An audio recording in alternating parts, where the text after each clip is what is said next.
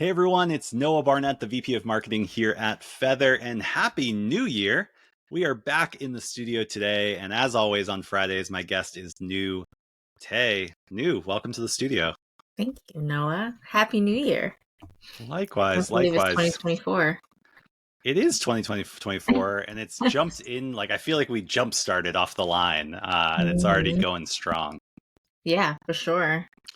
But before we talk about marketing and doing good marketing in 2024, how was your New Year's? Did you take break? Did you get to enjoy time with family? What did that look like for you and the Tay household? Yeah. Um, yeah. I guess the last week, it was like a lighter week, so I took a few days off. I had some family come in from Canada. And so it was like a bigger festive, a lot of festivities happening that week with my cousin in town. And he announced that he's engaged. So it was like super exciting. We had That's awesome. we met his fiance now. Love her. So it was super great, and I felt very warm and surrounded by a lot of love. How about you? How was yours? Yeah. Yeah, we stayed here in Arizona. It was a much chillier than usual during this season. It was Hmm. down in the lower temps that we even see in Phoenix. But it was with family. We enjoyed kind of our family holiday, and then we had some extended family come into town. There's the bumps and bruises that I know many people experience over the holidays where, sickness is awry right now, especially when you have little kids. So we had some bumps and bruises along the way, but grateful to be back and ready to start a new year. Yeah, that's great. Yeah, I mean, it's a time of year, right? You just gotta roll with the punches. Exactly. I think that's one thing. I think even 2023 it was kind of this hilly year, whether it was Mhm. whether it was in the markets or whether it was just for personal and challenges in the to do good marketing in our Mhm. jobs, uncertainty, and then flushed with opportunity. Like we saw the market end at the highest it's ended in a while. Like there's just a lot of things going on, and I think we're all just getting better at realizing every new year brings new challenges, and all we can control Mhm. is what we can control, and we can move Mhm. along with everything else. Absolutely. Well, speaking of 2024, we know that many right now are thinking about how they can build durable growth plans for 2024. I think durability is a big word I'm talking about with my team. I've heard other people use a similar word. There's a lot of intention around how do we have a sustainable, durable, valuable plan, but still one designed for growth. And I think that's where good marketing can come into play. But what are you seeing as opportunities for marketers as they kind of continue to plan for 2024? Yep. I feel like 2023 was an interesting year because we, went through the pandemic. We went through this huge growth period. And then last year's finally where it kind of like hit ahead and we figured Reality out now. check.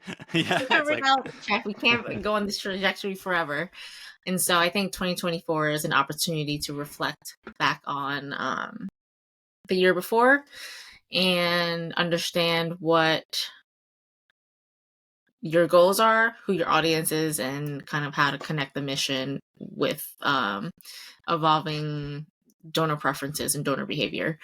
Um, and so in this particular brief, I want to kick off the new year and think, and as organizations are kind of in the thick of planning, strategical planning for the year ahead.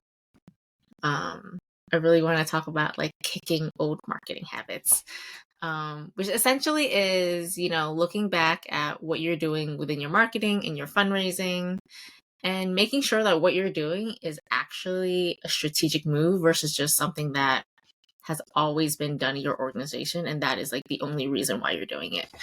Um, and so this brief is really about, with a lot of the resources, it really is about embracing change, being more adaptive and kind of evolving with the times and with your supporters. yeah.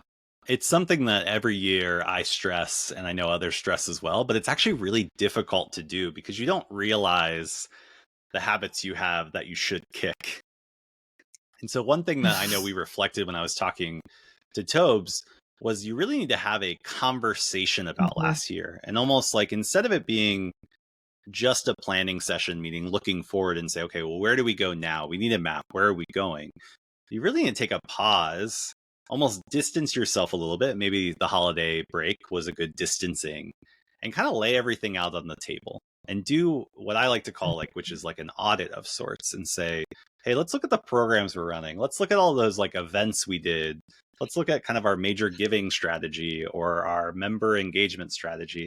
Like, what actually worked? What didn't work? And try to be that dispassionate analyst of your own work, because Yeah. often we overvalue the things we put the most into.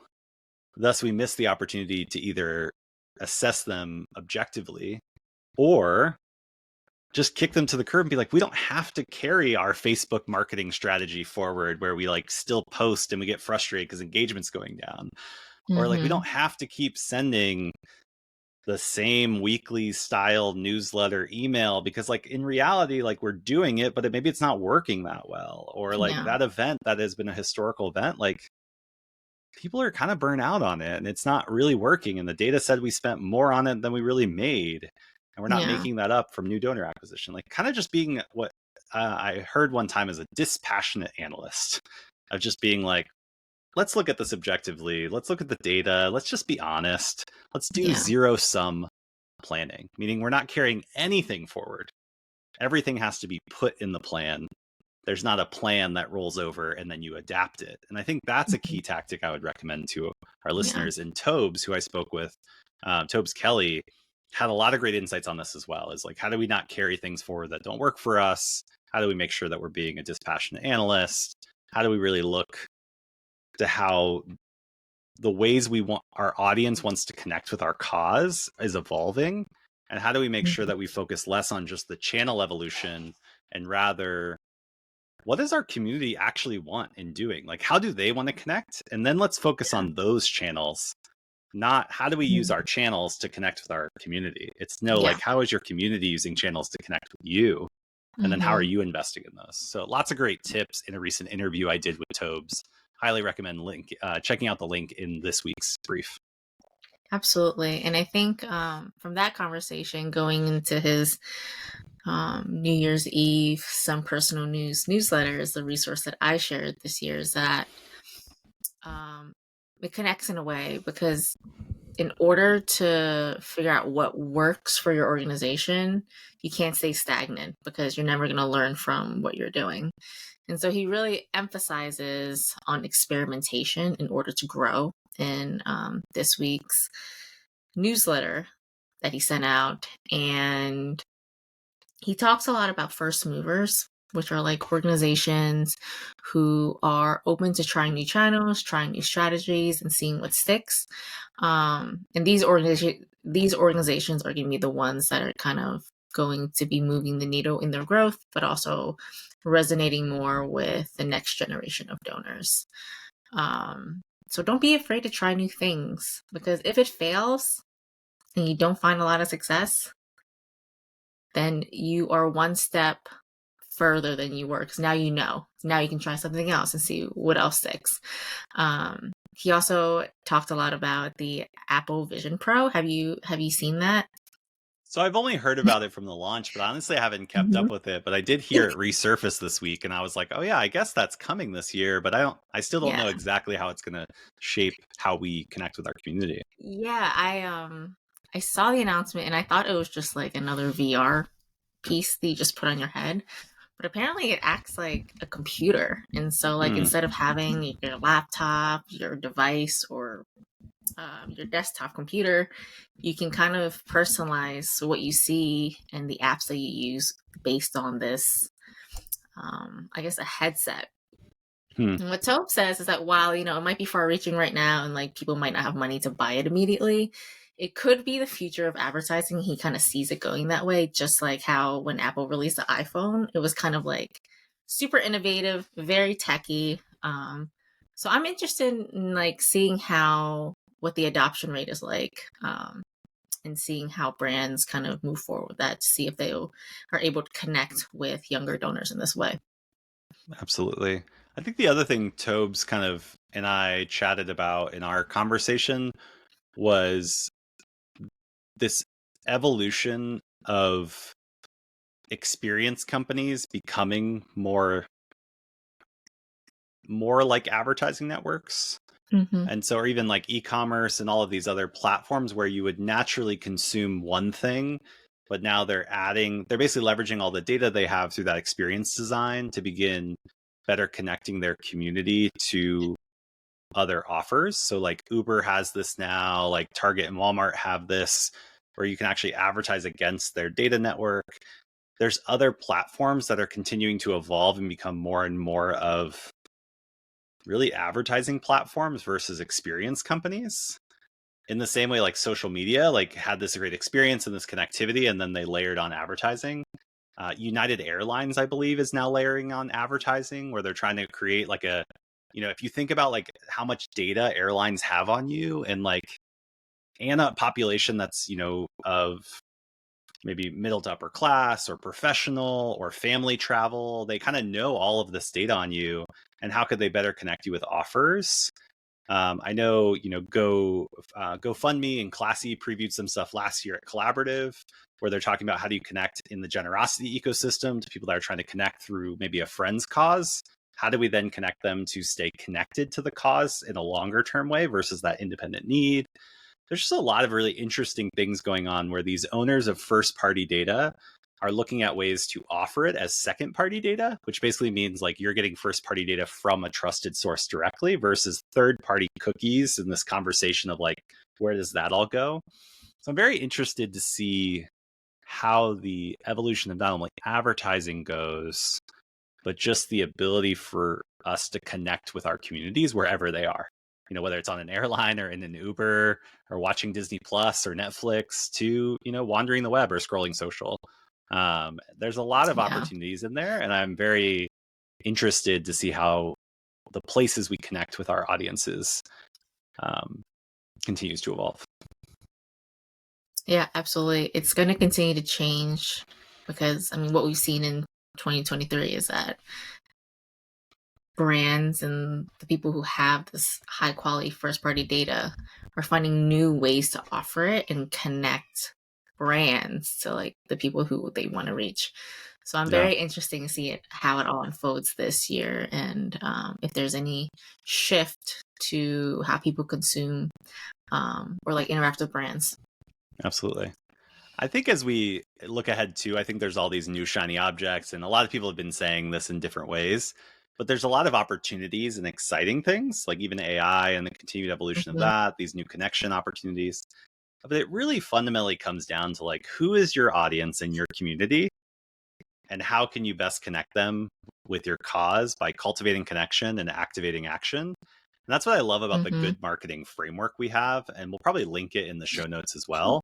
But it's really evergreen. Like as the world changes, as channels change, as communities use different channels and evolve, it centers you back on what's most important. And that's what we try to talk about on this podcast and conversation every week. And in the newsletter is like, what does good marketing look like? And it's cemented in this idea that you understand your community, you cultivate connection, and you activate action, and then you continue to learn more.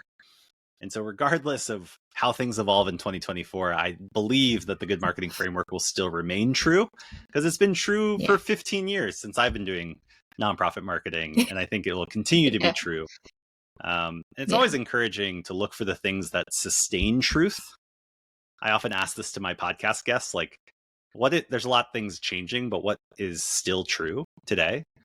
And those are the things that we should hold on to tighter. And I think that's what I'm walking into 2024 is like, what is sustained truth?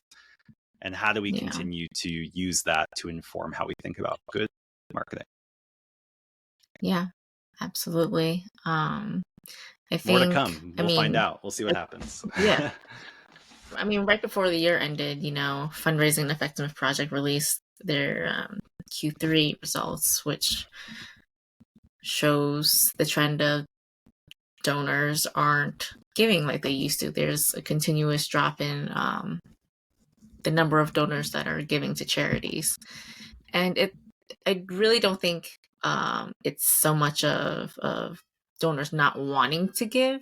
I think there's a disconnect between donors and nonprofits now. I think 2024 is an opportunity for nonprofits to reevaluate how they're kind of doing their marketing and prioritizing how to catch attention and keep it versus just reaching anybody who might not even be Absolutely. a good fit for who you're trying to target.